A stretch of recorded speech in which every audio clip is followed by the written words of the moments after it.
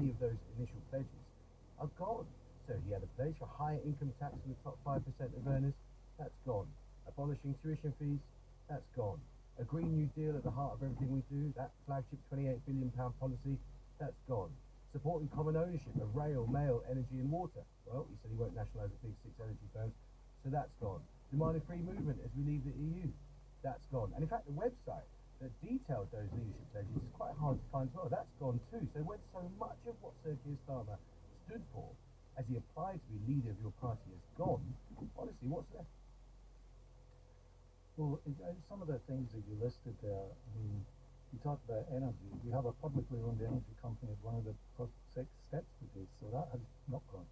And we also had my colleague Lee Haig out a couple of weeks ago talking about public ownership of the railways. So You've dropped the plan to abolish tuition fees. I You've don't dropped think the call for free movement. You've dropped the your £28 list billion policy. is right there. But look, the heart of your question, I think leadership changes anyone, and I think that when you get to come to an election and you take into account the way that the Tories have crashed the economy, the way that they have now forced people to pay the price for their own ideological economic recklessness, and you look at what the country's also been through in the last few years, it is absolutely right that when you come to the business end of the end of a parliament, that the policies that you go into it are right for the times.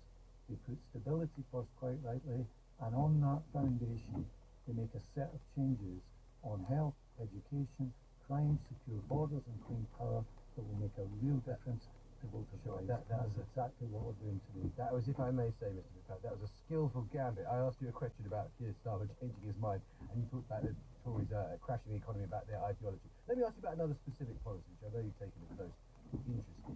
One idea not included in these first steps is abolishing the 2-child limit for benefits. And your party's very own deputy leader, this is not some former previous Labour Party, you're talking about the current deputy leader, Angela Rayner, who said it's obscene and inhumane. Liam Byrne said it's appalling.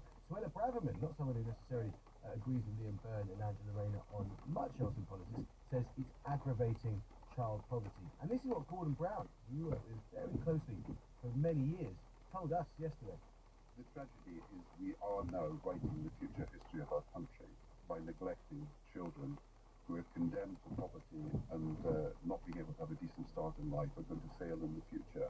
So yes, 1.5 million children are now affected by the 2-child rule. And I don't think it's properly understood. It's not the 3rd child or the 4th child who's the only child that loses out because of the 2-child rule. It's every child, because the average loss per family is about £60 a week.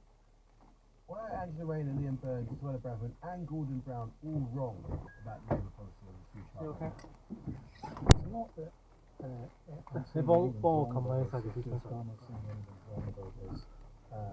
The tackling child poverty is an important mission for the Labour Party, but everything we do has to be done on the basis of economic stability and growth. And one thing that 你攞齊嘢嘛，哥哥嚇，你 is 行。 making sure that when we get that growth, that it is felt by people in every part of the country and people from every background. And far too often in the past, that hasn't happened, and people haven't felt the benefit from the country becoming economically stronger. He's determined to make sure that's the case, and child poverty is very much, and tackling child poverty is very much part of that. Can I ask you about another issue which is very much front and centre of your mind, which is diet habits? Why has it taken 13 months, albeit through a process, why has it taken 13 months for your party to make a decision about whether Diane Abbott, apologised unreservedly for a march, is allowed back into the Labour Party? I'm not personally involved in the program. Not a very senior figure in the Labour Party, the Labour movement, Mr. McFadden. I just wonder what you think of the fact that it's taken 13 months to make that decision. Why has it taken so long? It's right that one MP is not in a position of judging the actions of another, unless you're the chief whip, which I'm not. So I hope these things come to a conclusion soon. But don't you think it's a bit alarming that it's taken 13 months? I mean, if you want to run the country, we need to be able to make good decisions really fast. In 13 months, China's built several airports, Apple's put on about $1 trillion in value, Manchester City have almost won the Premier League twice. And in all that time, your what's party up, can't work Go. out what dynamics to be a Labour MP, or you can make a decision about something else. What's going on? It's a process, not built into hope it comes to a conclusion, and it's not something. Okay, tell us about the principle. No, What does it it's say okay, about no. your party? I know it's a process, I know you're very keen to so you can't take a view on that because there is a process to be an independent, you want it to be an independent process. But what does it say about your party? That you're allowing Natalie Elford, who until about this time last week, maybe at the start of last week, wasn't known to have a Labour bone in her body. She's earned the privilege of sitting among Labour MPs. So Diane Abbott, who was elected in 1987, and served her constituents with sufficient distinction for them to keep re-electing her, is not allowed to sit with your MPs in Parliament. What does that say about your party?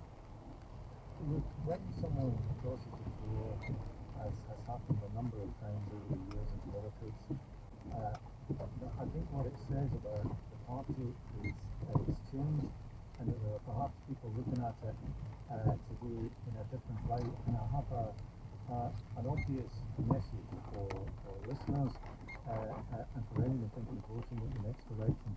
We will not win the next election just by appealing to the people who always vote Labour. The only way you're going to win the next election is by appealing to people who haven't traditionally voted for you and who voted Conservative in many cases in recent elections. That is what the difference between losing and winning is. And there's nothing to be ashamed of in that. Hannah Palin, thank you very much indeed. 24 minutes. Causing death or serious injury by dangerous or careless cycling is to become an offence after the government agreed to a change in the law. Under the change, dangerous cyclists could face up to 14 years in prison. Speaking in the House of Commons yesterday, Tory MP Sir Ian Duncan-Smith actually referred to this programme. He said he wanted to raise the case after hearing Matt Briggs, who was very young, Matt Briggs' wife, who was killed by a cyclist, as he described us in detail. Well, Chris Boardman is an Olympic and world champion gold medalist, big advocate of cycling and walking, and joins us now. Chris, good morning. Good morning. Thanks so much for joining us. I know you've got a lot on, as we're going to get to the next one that you're talking about. We'll come to that. But what do you make of this proposed change? Are you trouble with talking about it, to be honest? That's why. I thought that was definitely why. Years ago,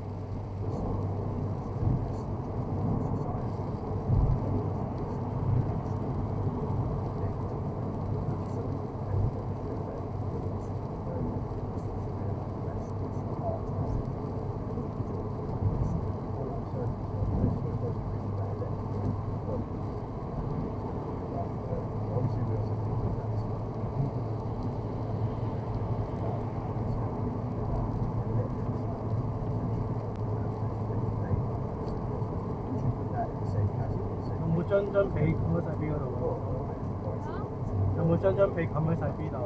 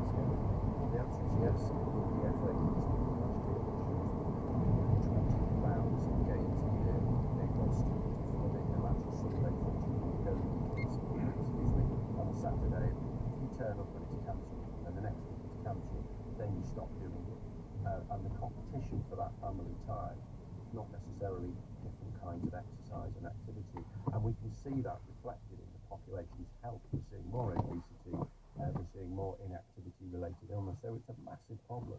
But the beauty of the sport and why we're making the biggest investment that's ever been made in sustainability is that we're uniquely placed to lead here. We're embedded in communities. We're emotionally connected. Look what Marcus Rashford did when he put a spotlight on something and he got society to change. So we can do that, and that's what we're investing in. And it's pretty exciting, but it's not going to be easy. Climate change doesn't care though, and we want to get on with that work. We've just got to move from informing and inspiring to enabling and wiring. That's where we're at. Chris, thank you for it. It is 20 minutes past 8. Let's get the latest on the sport. Good morning to you. VAR, Video Assistant Referee, or early morning regularly to a football club. There have been countless controversial decisions since VAR was introduced, but now Premier League clubs will vote next month on whether it should be scrapped at their annual general meeting. Here's a view from the Chelsea manager, Mauricio Pochettino. We are living in an era of technology, machine input.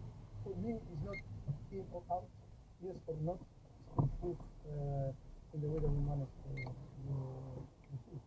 And here's former Premier League referee Keith Hackett. We might have to improve it or scrap it. I think it's as simple as that. At the moment, it's been in 5 years. We're not really seeing improvements. We're hearing people talk about percentage improvements in certain decision areas, but in reality, I think it's an arm in the game. I think that it needs leadership and direction. I think that we've got to get out of referees hesitating about decisions. It has impacted on referees negatively. Because what we hear the voices of VAR and the referee is confusion. And I would not have liked refereeing with someone talking and doing a running commentary in my ear about decisions. Struggle for European football continues in the Premier League. Chelsea sits in the table after their 2-1 at Brighton. Newcastle and Manchester United are locked on 57 points.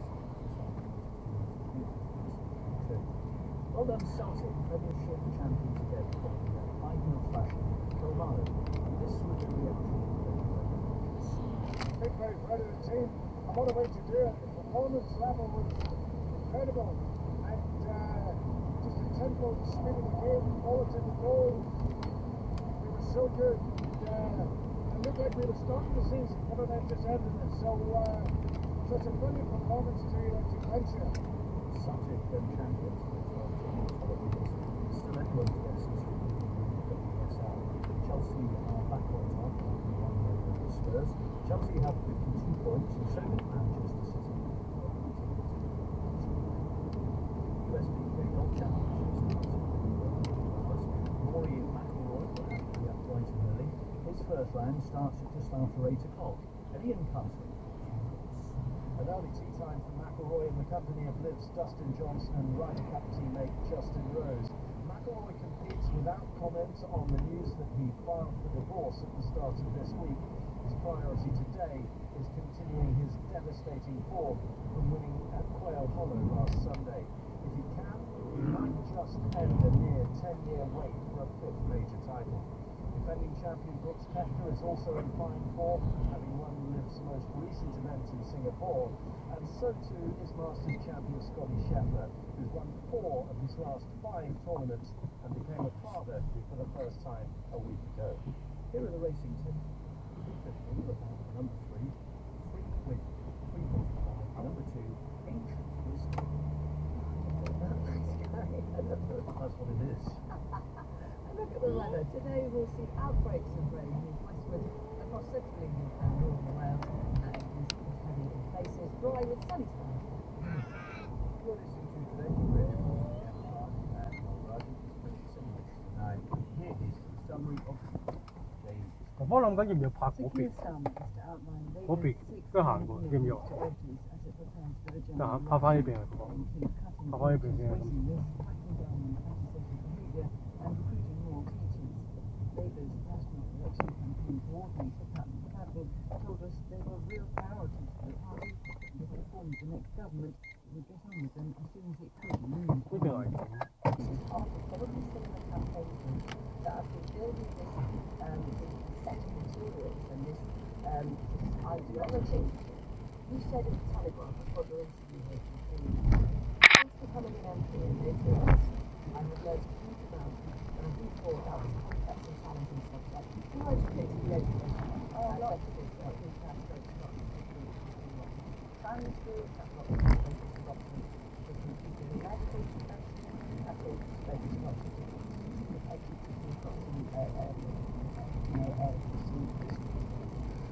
I'm a business person. Parents who've got concerned about that sounds really want to see it through. And it's important, right? You can't just let animals or organisations. They are just to finish that thought, because of your insight. Do you not think that schools and having essentially teachers or charging would do well to have that sort of training so that there isn't a silence around this, that if a child comes to them and says, I've got a question about this, they're going to have the moment that this guidance goes through. They're going to go, sorry, I'm not allowed to talk about that, absolutely not. You need to put an update yourself on the gender question guidance, which we used in December. I don't know if you've read it, but that deals with exactly with children who are questioning their gender, children who want to have that conversation, how that can be discussed in school, how that can be acted on for parents involvement in biological sex, what we do to protect safe spaces, what we do in sport. That is all there and laid out in the gender question guidance that was published in December. We now have the consultation responses back. We're going to those and we'll be publishing that in the next edition. Porn is not going to be discussed or brought up to children now until they're 11 in any way. This is what this guidance proposes. Primary schools not being able to talk or speak about pornography. You will have seen, I'm sure, this report from the Children's Commissioner that 27% of children have already seen pornography by year 11, often very distressed by what they've seen because of how much access they now have, even from schools, to iPads. I'm not saying this in schools, but you get the point. What would you say to those who worry that if you are a child and you want to perhaps talk to a teacher about that this guidance would include that? Not people will ever talk to a teacher about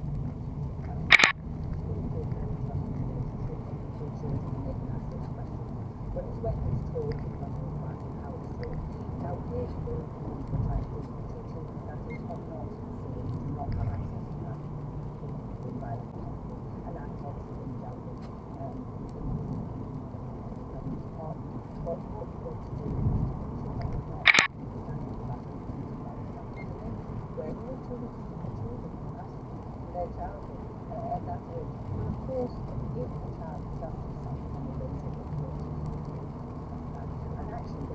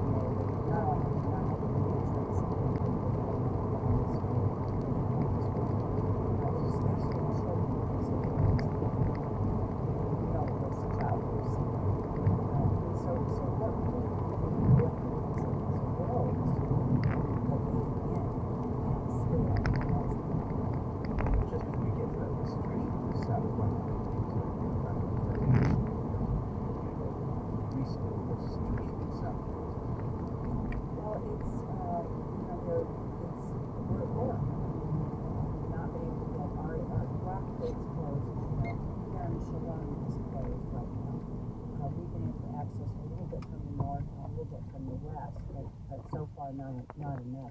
We will, let me say this, I know that there's talk of a pier, we're way pier looks like it's gonna open by the end of this week. We will for anything to allow you to get in, the real consistently get paid in stale by ground, by road. Why is that? Do you have, is the problem you don't have enough aid? The aid you do have, and in English fast enough, and if it's the latter, why? It's really the latter. We have aid amassed on the outside the gates and on the outside corridor. We just haven't been able to get it in. It's been inconsistent. It's been, as I said, it's been dangerous. And there's many days the gates will just be shut down. We're not clear as to why, or if they are open, the routes aren't because we can't be confirmed, or because we get to the checkpoint and the checkpoint on it. It's a myriad. So in your view, effectively we take a ceasefire, a complete cessation of hostilities, to get that aid to get to. But this has absurdly said almost if that ceasefire were temporary, at the stage it's like to. If the fight was to start after that, at least you would stop the these kids dying in Israel. Right. The ceasefire is the only way right now, in our opinion, that we could be able to get aid in at a consistent and at a level that we need to do to be able to feed the quantities of people that we need to feed. Ceasefire makes the most sense. It's the best way to do this. It's also the most humane. There's a big debate that has been in this country about humanitarian wars and ceasefire. Some people, when you talk about wasting children, it sounds like absurd semantics, but that does seem to be where the political divide is in this country. Do you care for that divide? Do you think there is a meaningful distinction between those two things? You see, we're humanitarian. Stoic is a humanitarian organization. We want a ceasefire. We believe that would be the only way to get aid in, and that's what we're all about. We're trying to get aid in at scale. I must, a huge amount to do. I must ask you very, very quickly about another humanitarian crisis, which is endangered and forgotten, and which the raw numbers suggest could be even worse, just in terms of the scale of humanity affected, and that's Sudan. What's going on? Yeah, Sudan has the possibility of being the largest crisis on the planet. That's what we're working into. If we don't tend to see that. And not millions of people starving, right? Exactly. No, famine, millions of people starving. I mean, all the things that we've seen and heard, and what did occur before. Again, it's the same story. We need access, and we need safe, unfettered, consistent access, and we've not been able to get that. There are some NGOs, some local NGOs that have done a marvelous job, but they can't take it in at scale. We're the only organization that can do that, and that's why it's important that